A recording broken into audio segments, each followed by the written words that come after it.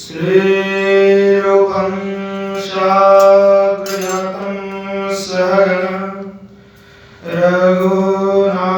रघुनाथान्वितं तं सजीवं साद्वैतं सावधूतं परिजनसहितं कृष्णचैतन्यदेवं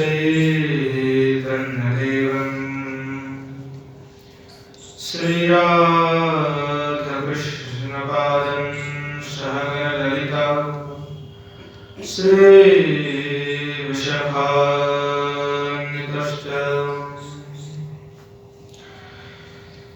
त्वं गोपिका वृषरवेस्तनयान्तिकेशी सेवाधिकारिणि गुरो निजपादपद्मे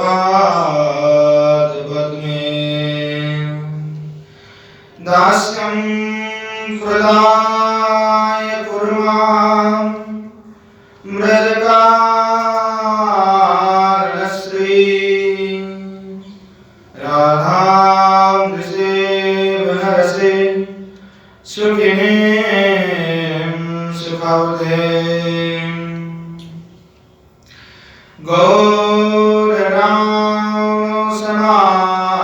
गौरनामसमारम्भां ऐश्वर्यां च मध्यमाम्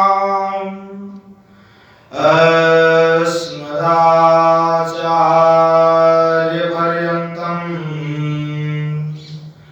वन्दे गुरुपरम्पराम्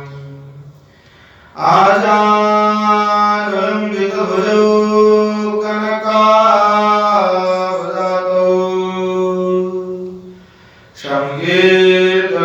संकीर्तनैकपितरौ कमलायताक्षौ विश्वम्भरौ द्विजवरौ युगधर्मपालौ वन्दे जगत्प्रियकरौ करुणावतारौ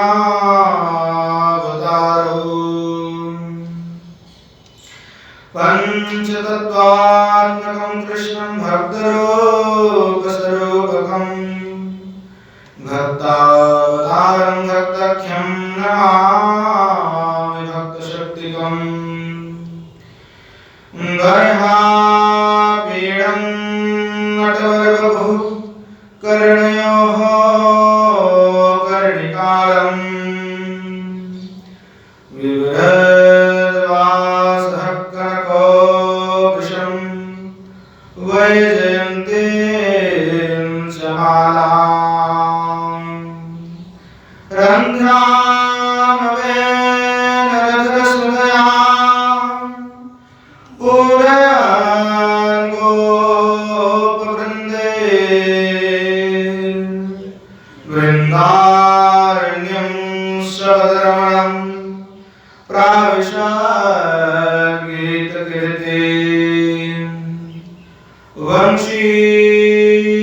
वंशीविभूषितकरान् नवनीरदाभान्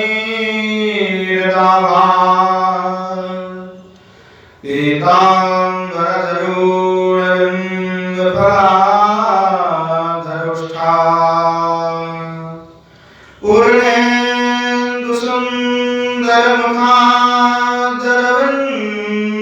पूर्णेन्दुसुन्दरमुखादरविन्दनेत्रान् कृष्णात् परं किमपि तत्त्वमहं न जाने वन्दे विधितनया परपुण्डरीकम्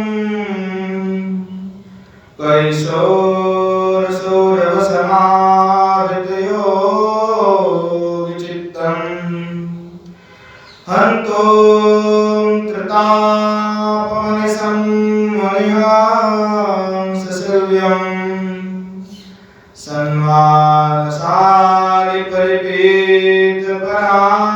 सन्मानसालिपरिपीतपरागपुञ्जम्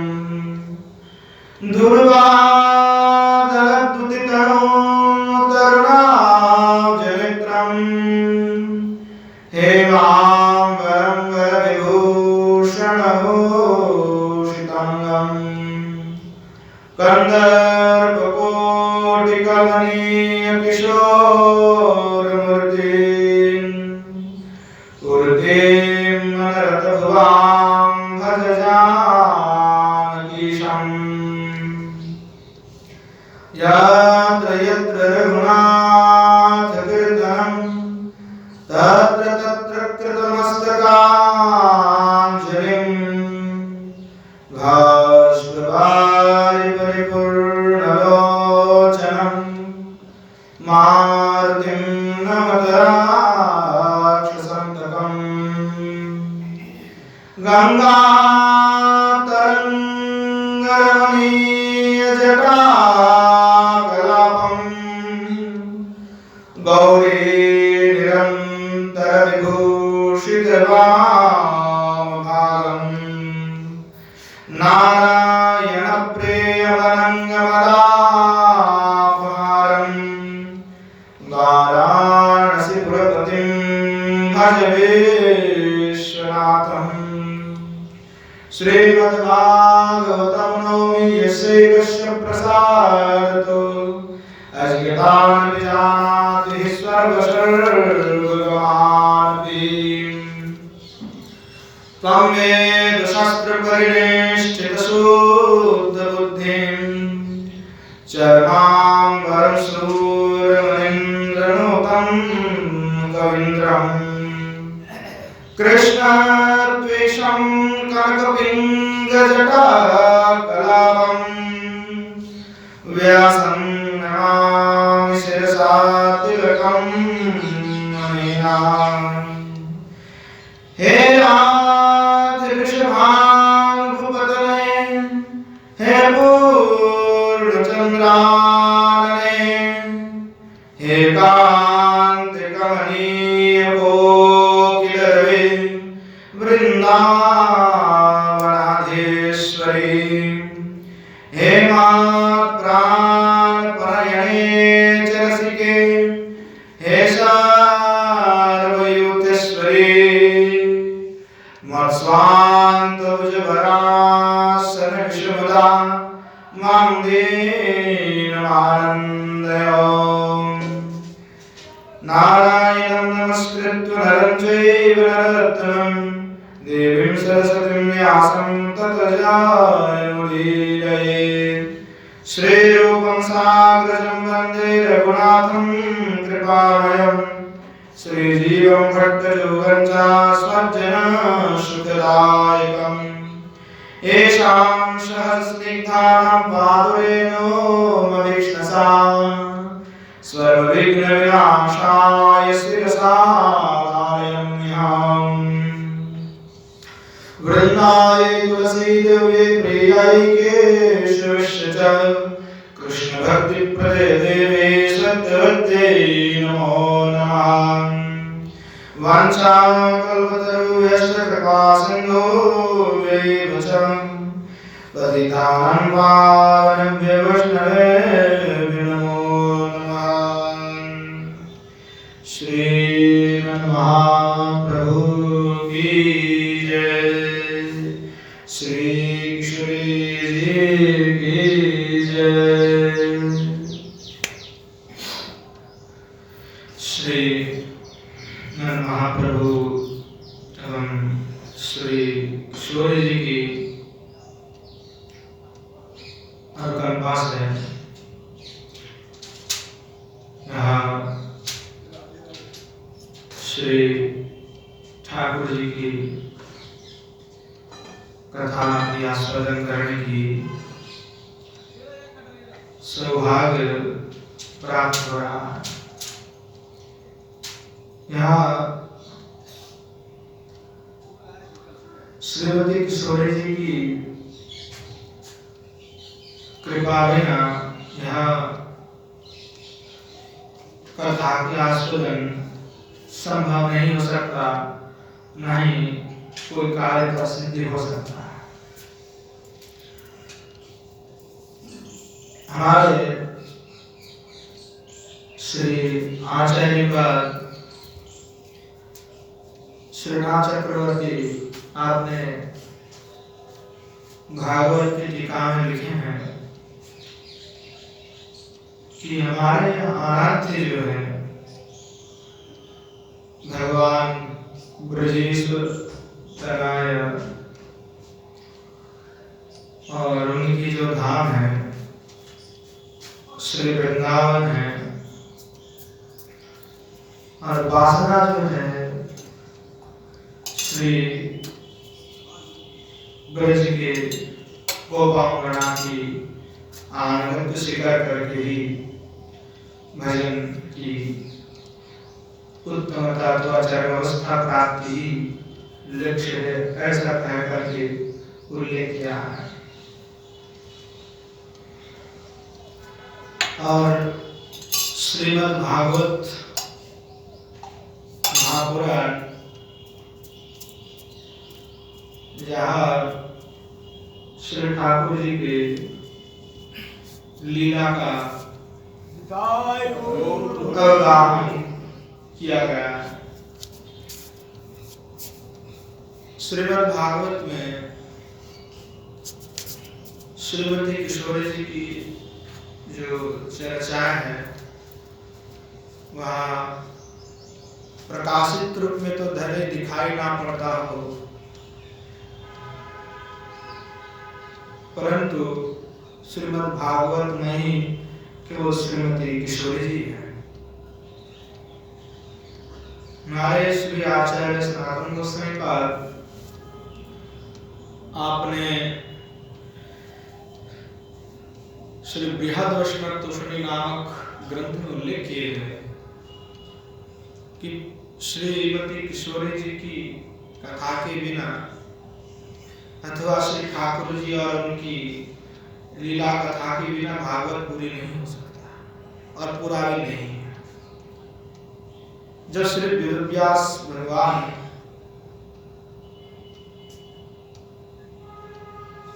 भागवत की रचना कर रहे थे, पहले तो उन्होंने चतुश्लोकी भागवत ही लिखे, उसके बाद में उन्होंने 10,000 श्लोकों की भागवत की रचना की, और पर उसमें उनका संतुष्टि प्राप्त नहीं हुई। तो नारद जी से जब उनकी भेंट हुई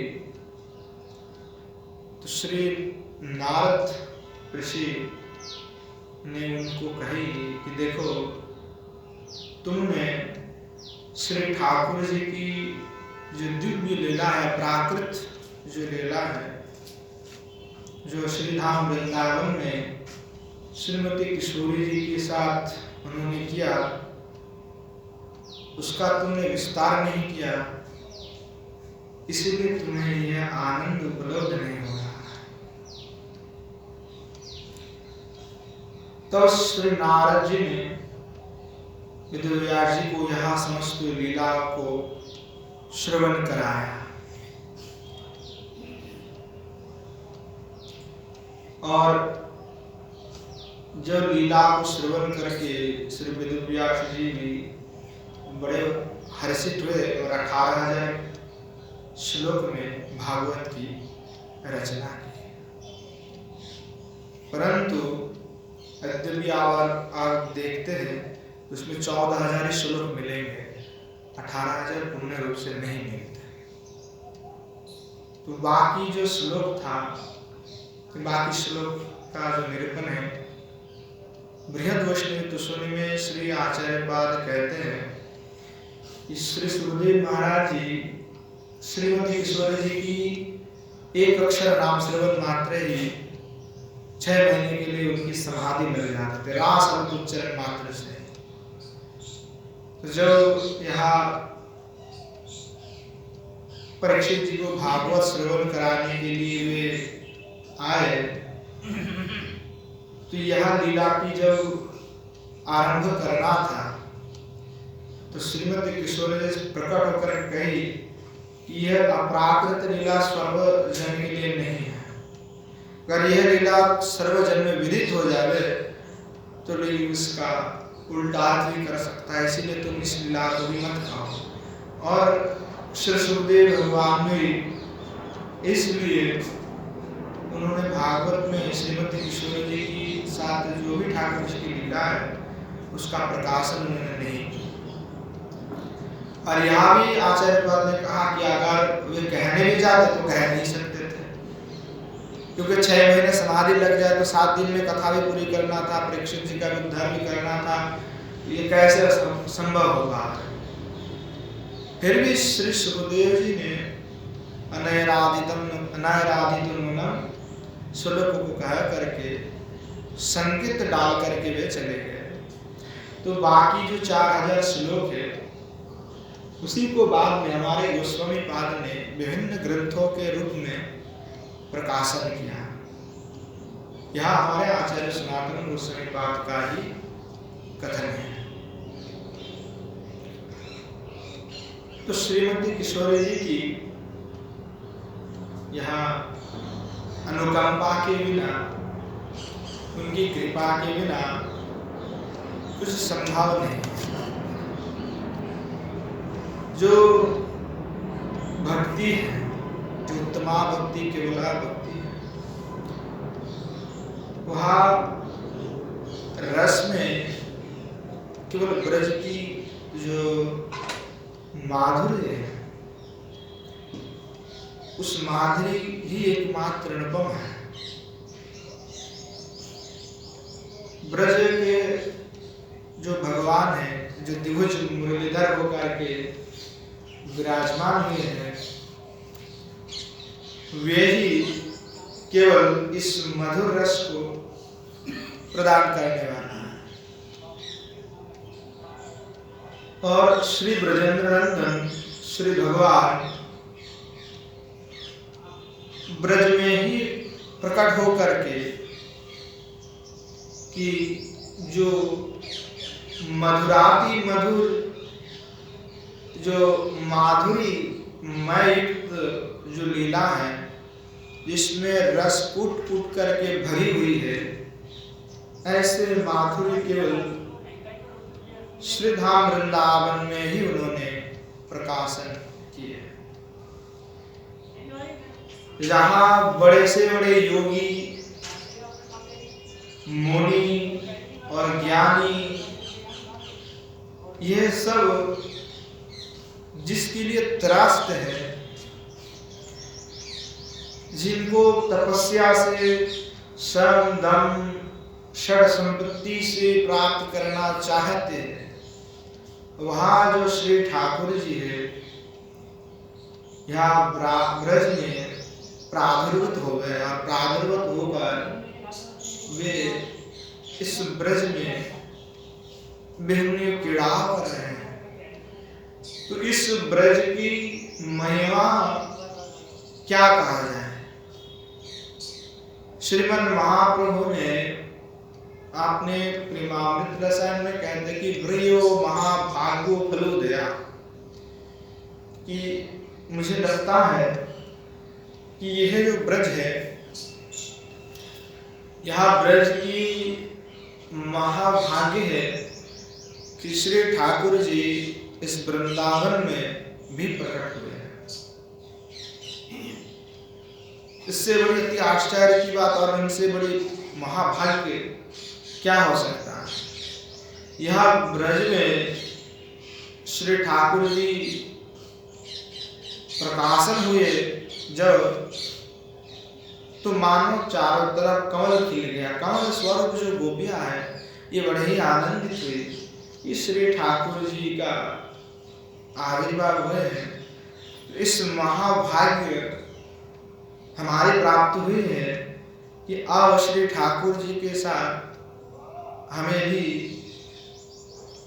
लीला आदि या तत्किड़ा आदि विभिन्न करने की भी अवसर प्राप्त होगी। कि यहाँ श्री ब्रज के जो गोपी प्रेम है,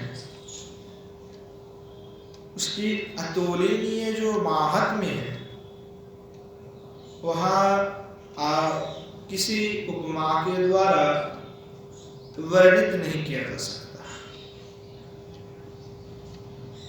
श्री परमानंद सरस्वती पाद रानी ने कहा, न जनामि राधा तत्त्वम, मेरी राधा तत्व को नहीं जान पाता।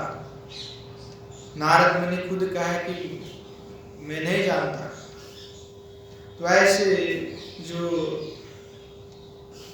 श्रीमती किशोरी जी हैं कि ब्रज के जो रस है, तद्ब्रज प्रेम जिसको कहा गया, या हमारे श्रीमन महाप्रभु के द्वारा गोपी प्रेम जिसको कहा गया, श्रीमती किशोरी जी के बिना वो सब अधूरा है, कुछ भी नहीं है। अगर श्रीमती किशोरी जी है तो यहाँ ब्रज के प्रेम है, और श्रीमती किशोरी जी नहीं है तो यहाँ प्रेम भी नहीं, और ठाकुर जी का जो माधुरी गुण है वहाँ भी नहीं। श्रीमती किशोरी जी जब श्री ठाकुर जी के साथ विराजमान होते हैं तभी उनकी जो अतुलनीय माधुर्य है वहाँ प्रकट होता है। श्रीमती किशोरी जी श्री ठाकुर जी की जो है आत्मा सदृश है। आत्मा तु राधिका तस्य, अर्थात श्री ठाकुर जिस प्रकार से किसी प्राणी में अगर आत्मा ना रहे तो वहां जीवित नहीं रह सकता। जीवित रहने के लिए आत्मा की आवश्यकता है। अगर आत्मा नहीं है तो वह जीवित नहीं है। तो राधिका आत्मा तु, जो श्रीमती किशोरी जी है वो आत्मा है श्री ठाकुर जी के, अतः श्रीमती किशोरी जी के बिना उनकी जीवन नहीं है। तो ऐसे जो श्रीमती किशोरी जी है वही हमारे उपास्य हैं। ब्रजेंद्र नंदन के साथ विराजमान हुए जो श्रीमती किशोरी जी अनुपम होकर के विराजमान हो रही है, शोभा पा रही है, ऐसे जो श्री जुगल किशोर है वह हमारे ही उपास्य हैं। श्रीमद् महाप्रभु निरंतर अपने भाव में भावित होकर के कभी तो राधा भाव में तो कभी श्री ठाकुर जी के भाव में विद्यमान होकर के समस्त लीलाओं का व्यास्वादन किए। इसकी महिमा इतनी भी कही जाए वहां सब संक्षेप ही हो जाए कि श्रीमती किशोर जी एक रूप से तो हमें दिखाई पड़ता है कि श्री ठाकुर जी की आराधिका है, आराधना करने वाला जो है आराधिका। दूसरी तरफ से देखा जाए तो श्री ठाकुर जी खुद कहते हैं आराध्यते असौ। अगर राधा शब्द की व्याख्या बड़ी से किया जाए तो आराध्यते असौ इति राधा, कि जो भी जो श्री ठाकुर जी श्रीमती किशोरी जी की आराधना करते दिखाई पड़ता है। और यहाँ जो दो शक्ति और शक्तिमान है, अर्थात मनुष्य में मनुष्यत्व रहना स्वाभाविक वस्तु है, जीव में जीवत्व रहेगा, घट में घटत्व रहेगा, पट में पटत्व रहेगा, वृक्ष में वृक्षत्व रहेगा। जो गुण होता है, जो गुण और गुणी, तो जो गुण है वो गुण में विद्यमान हो ही सकता है, रहता ही रहता है। अब ढोलक में ढोलकत्व नहीं रहेगा तो घंटत्व नहीं रहेगा। ढोलक अगर होगा तो ढोलक बजाओगे तो ढोलक की आवाज नहीं निकलेगा, घंटी का तो आवाज निकलेगा नहीं। तो जिस प्रकार से ऐसे ही है तो शक्ति और शक्तिमान में कोई भेद नहीं होता है कि उनमें वहां गुणत्व अपने आप ही स्वयं विराजमान हो जाता है। अर्थात जिस प्रकार से शक्तित्व अवच्छिन्न और घटत्व अवच्छिन्न चैतन्य, जिस प्रकार से कहा गया कि शक्तिमान अवच्छिन्न चैतन्य जो है उसके साथ जो जुड़ा हुआ है वहाँ शक्ति शक्तिमान का एक विशेष रूप है जो दोनों सम्यक रूप से एक दूसरे के साथ जुड़ा हुआ अटूट रूप से। वहां नित्य संबंध है। नित्य संबंध का अर्थ होता है कि त्रिकालातीत, त्रिकालेषु यह न क्षयः नित्य है। जो त्रिकाल में भी जिसका कोई न क्षय होता हो, न किसी से कोई औरात प्राप्त हो सकता है, ना वह माइक हो सकता है। श्री विश्वनाथ चक्रवर्तीपाद कहते हैं कि जो श्री ठाकुर जी की जो लीला है उज्ज्वलिनी में, कि श्री ठाकुर जी की लीला नित्य है, उनके धाम नित्य है, और श्रीमती किशोरी जी के साथ उनकी जो संबंध है वह भी नित्य है। चाहे वे प्रकट हो अप्रकट हो। लघुत्तम यत् प्रथम इस श्लोक की उज्ज्वलिनी के प्रथम अध्याय की 16वें नंबर जो श्लोक है, लघुत्तम की यत् प्रथम, इस श्लोक के टीका में श्री आचार्य पद ने विश्वनाथ चक्रवर्तीपाद लिखे हैं कि श्री कृष्ण और श्री राधा कृष्ण और संबंध नित्य।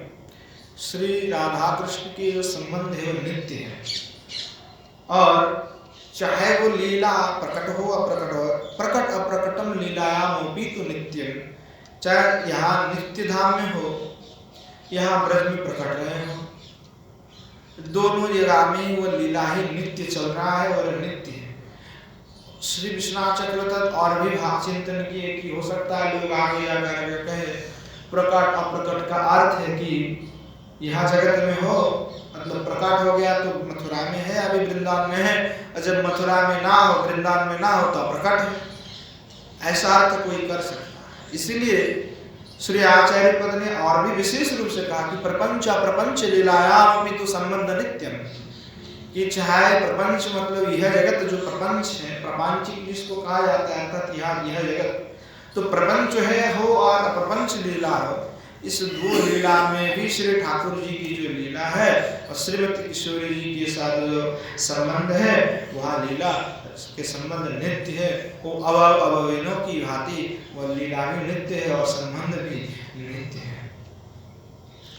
तो यहाँ दोनों का जो संबंध है, दोनों में कोई भेद भी ना दिखाई पड़ता।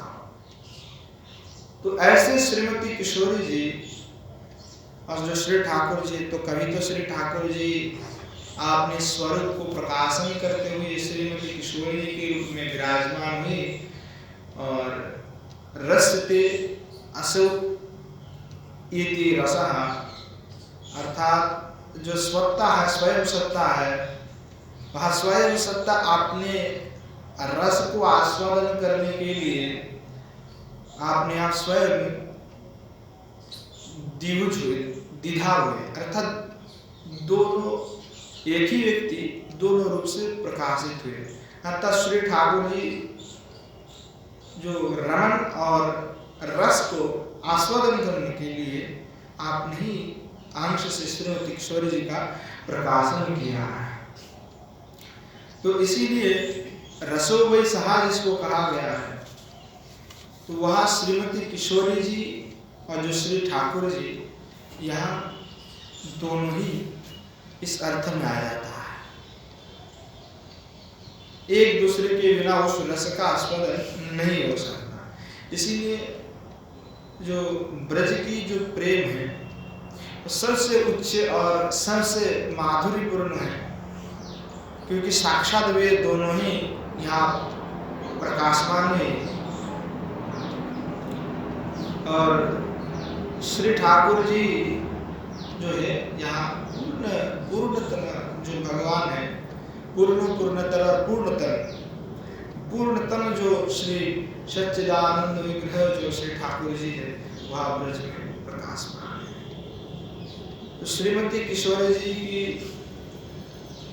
संबंध में श्री आचार्य पाद ने बहुत स्तुति की, प्रभानंद सरस्वती पाद आदि सभी ने, और जो